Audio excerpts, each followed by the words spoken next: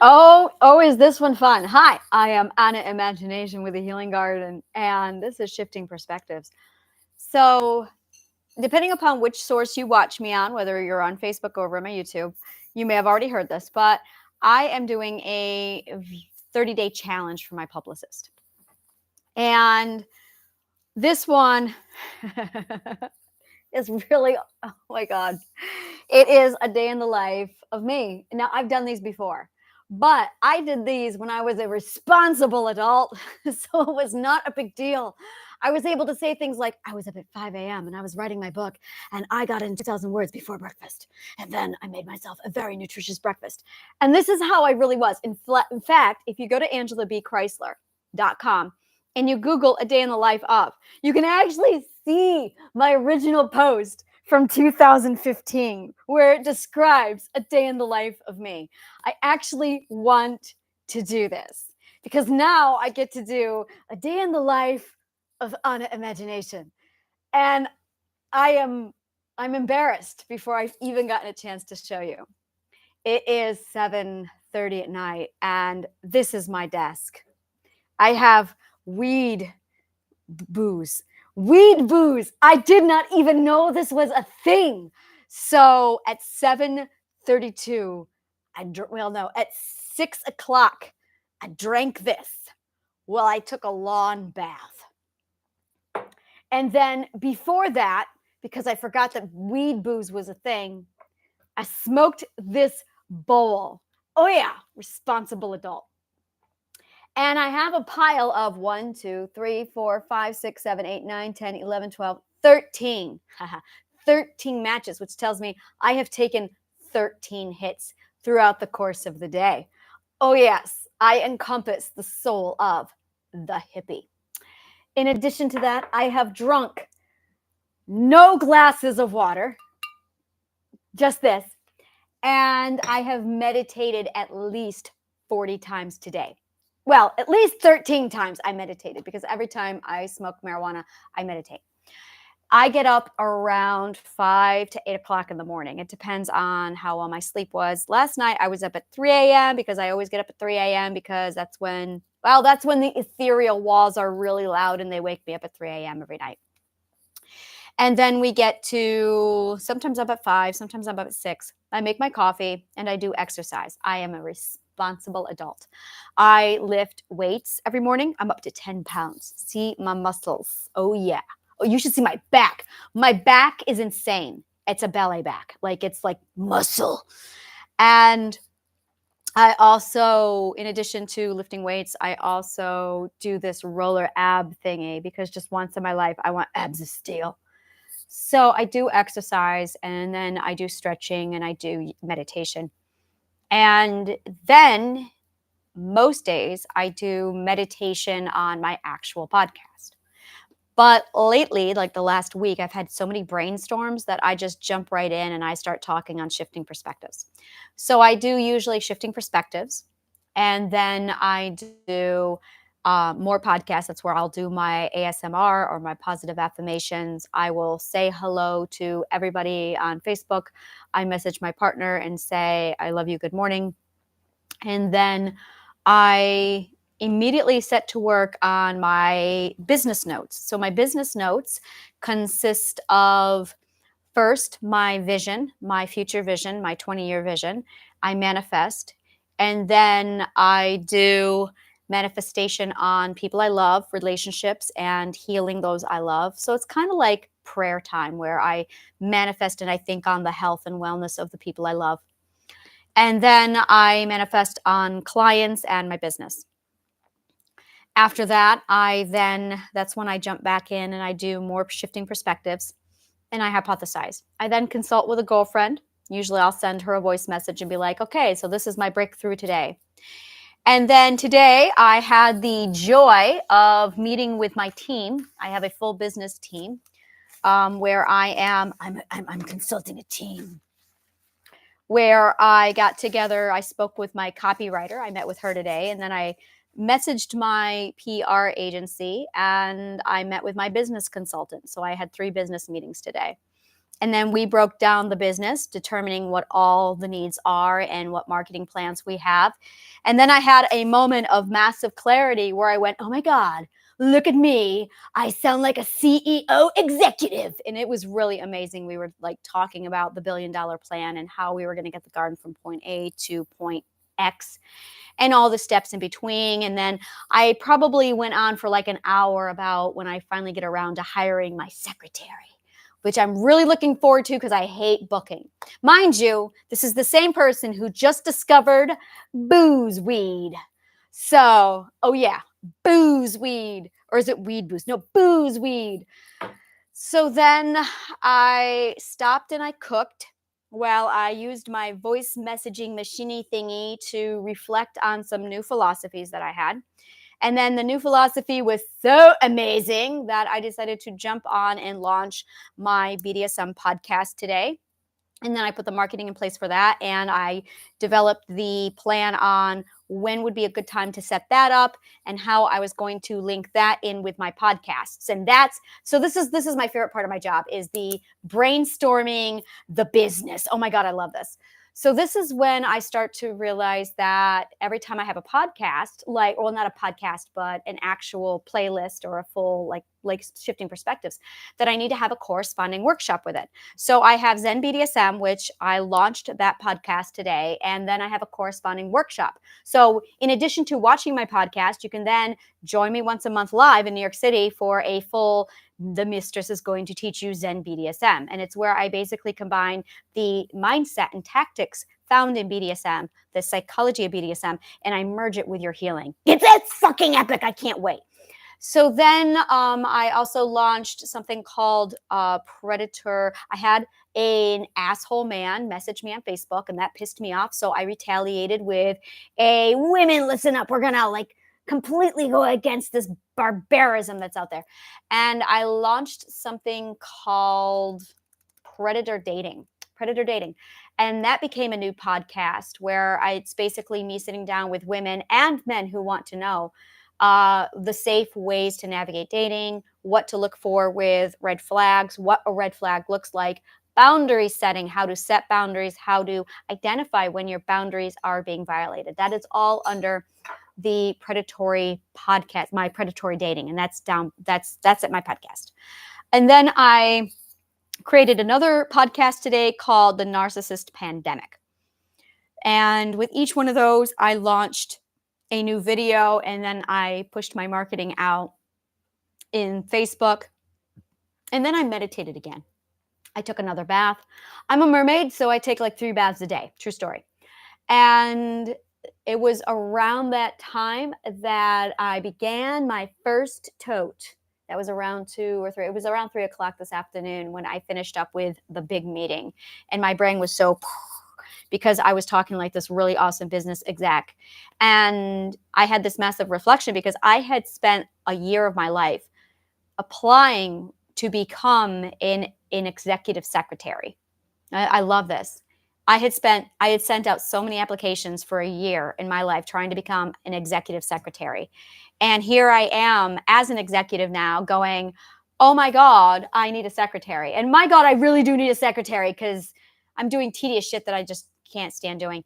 So, and then I emailed somebody about an app. We're getting the Healing Garden app. Oh my God, I am so excited. I cannot wait to just be like, put this on the app. It's on the app. Just go to the app. I'm going to be like, it's on the app. Everything's on the app. Do you have the app yet? I'm going to be one of those persons. Oh yeah. I'm going to have a podcast that is, did you get it on the app? Yeah. I'm so excited for that. And then I started talking about the number in my analytics and also my taxes, my finding a tax person to help me with all the business finances end of it. And then I started arranging events because I am an executive producer and I fucking love arranging events. That's my forte. And then I had this massive epiphany around 4 o'clock. It was much earlier than that, but you get the idea. It was in there in my day somewhere where I realized that my forte is executive producing. I love executive producing, which is what I used to do for Brain to Books. And then I had a massive moment of, oh my God, I just took Brain to Books and BDSM and just crammed them into my business here. This is awesome. And suddenly the Healing Garden is all about me. And then I meditated again. I meditate a lot, a lot. And around that same time, I smoked some more weed and I stuffed more weed in my bowl. And then I sat down and I meditated and I contemplated on what my intuition wanted me to do regarding the direction that I need to take the company. And that is when I had the massive realization that I am just tweaking it more and more to my own authenticity. And this is true of any business, the more you get into a business, the more you realize how much of it reflects you. So I then contacted my partner and gave him an update on how we broke down the finances, how we're going to distribute funds. And we basically had a meeting today on everything and all the parts that are moving around. And then I ate some food. I looked at my carpet and went, Elizabeth, why is there paint all over the carpet? She then promptly vacuumed. And then I gave her like 8 hugs today. At one point, I looked at my chair and I went, why are all of my Time magazines on my chair? Only 5. Okay, I have an addiction to Time magazine. And not just like the Time flippy floppy magazines. I mean the special edition Time. To the point where I'm one of those persons who bought the same Time magazine 3 times over, not realizing it. And it was the Star Trek issue. And I literally have like Time magazines. And I love these things. In fact, that's actually how I found happiness and mindfulness. I got into mindfulness, meditation, and happiness because I was reading special editions of Time magazines back in 2015. So, yeah, I have a stack like this of Time magazines. So I looked through some of those, and then I contemplated setting up my chessboard. I didn't. And then I manifested some more, and I wrote down a whole lot of things. And then I took a class. I take business classes and I research stuff so I have knowledge. And then I had a couple client calls. I talked to a few clients and did some troubleshooting with a few people. And then I hung out online like I was a 15-year-old kid, and I sat there and chatted in some Facebook groups going, so isn't this awesome? I remember when I read books. I don't know why I never talked about this before. I feel like an idiot that I didn't talk about this. So I talked about books. Okay, so the conversation that I found, and this is amazing, it was, that moment when you're reading a book and it comes to you, it's the sudden realization of, oh my God, that's why it's called this. Like, what? That's why the book is called this. And it's always near the end of the book. If you're reading a fantasy novel, it's most likely at the very end of the book. I mean, it finally dawns on you and the title of the book suddenly makes sense. And I owned a book marketing company for 5 years where I ran panel discussions, and then I paused in my day and I thought, panel discussions. Can I get away setting up panel discussions in the Healing Garden? So in Brain to Books, we would do these panel discussions and we would talk about all the elements of books and all of the joys of books and the purpose of story. Oh my God, did we pull apart the purpose of story? Not once did we discuss in 5 years in this book marketing event, did we ever discuss that moment when you realize, oh my God, that's the book title. I get it now. Like, it's like the Easter egg in every book that you read. It's like, what I love is when you write a book and you put that Easter egg inside the book and you're sitting there going, oh yeah, this book is called Dolor and Shadow. I wonder how many variations people are going to figure it out before they actually guess the right reason why I call this book Dolor and Shadow.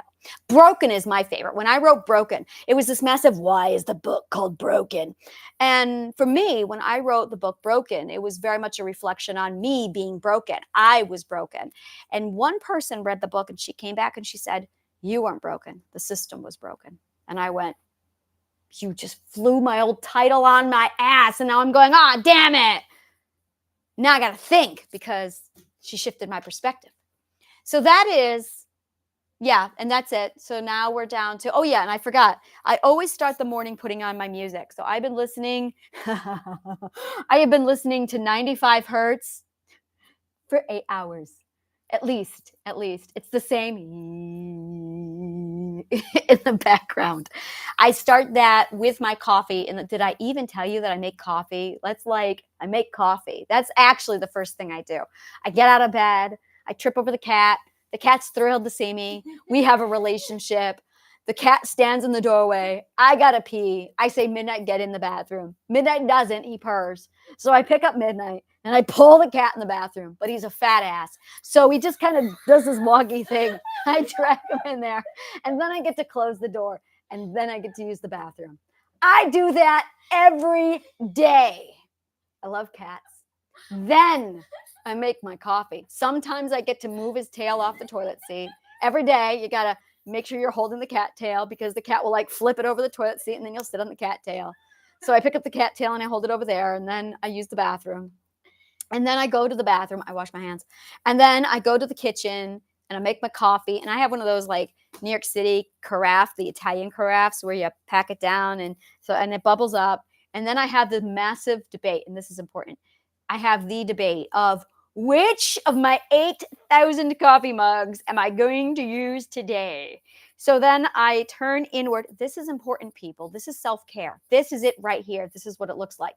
I turn inward and I ask oh my God, did I just say axe? Oh my God, my Brooklyn accent just came out. That's disgusting. That is disgusting. Then I ask myself, okay, intuition, identity, which mood are we in today? Which coffee mug do we want? And identity gets to go, I want the mermaids. No, I want the flowers. I want the yellow flowers. No, the white flowers. It's a debate. So intuition and identity argue over which of my coffee mugs they want to use. Whichever coffee mug emanates my personality the most that day is the one we get to choose. We get to choose it, and then we have our coffee. I like mine with sugar and cream. Real cream, like whole cream, the real deal. And then I maybe take 2 sips and I'm on a podcast while my coffee gets cold. And then I podcast and I talk to you like I'm talking to you right now. And I'm thinking, can I have my coffee? What if I drink my coffee? Are they going to be okay if I drink my coffee? Because I really want my coffee right now. I think this every morning. Tomorrow, I'm going to drink my coffee in front of you. I'm going to slurp like, so that I would like, and I think I do eventually want somebody to sit with me so I can take breaks to drink coffee. The only motivator I've got to have somebody with me on my podcast in the morning is so I can take a break and sip my coffee while I listen to somebody else so I don't have to fill my time with me talking all the time. But not tomorrow. Tomorrow, I'm going to be there just while I drink my coffee. I'm looking forward to that. So here I am now at 7:48. That was my day. That is what most of my days look like. I did send out I also answer emails. And then I do a lot of inward focus on where's my anxiety coming from, because that's X marks the spot. And that's where I get to hone in and go, okay, let's take care of you today. And then around 8:00 at night, I wrap things up. I grab something to eat, and then I go and I watch Doctor Who, which is actually me sitting there journaling while I watch Doctor Who or knitting while I watch Doctor Who. And then around 10:00 at night, I say goodnight to my partner, and that is it. That is my day, and I go to sleep. Actually, I don't just go to sleep because I have to manifest first. So that's when I pull out my manifestation Abraham Hicks video, and I listen to that, and then I go to sleep. That is my day. Yes, I just talked for 18 minutes on my day because I have an article from 2015 that I have to go grab now and read and compare how responsible I was then and how irresponsible I am now.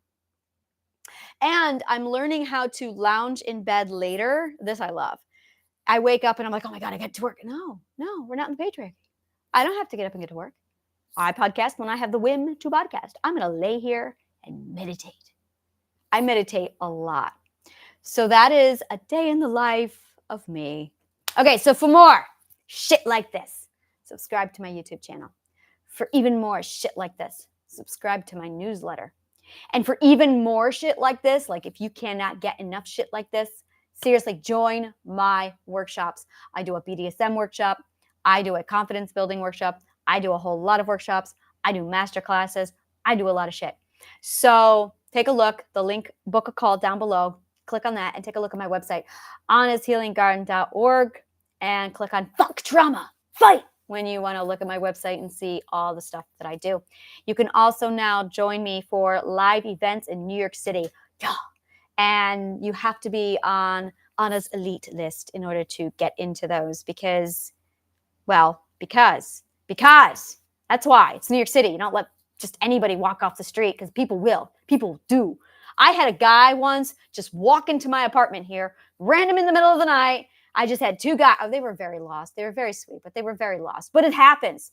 So yeah, that shit happens in New York. People just walk in. So you have to like, yeah, you get on the list. It's Anna's elite. So thank you so much for joining me. And may the kindest of words always find you. This may just be my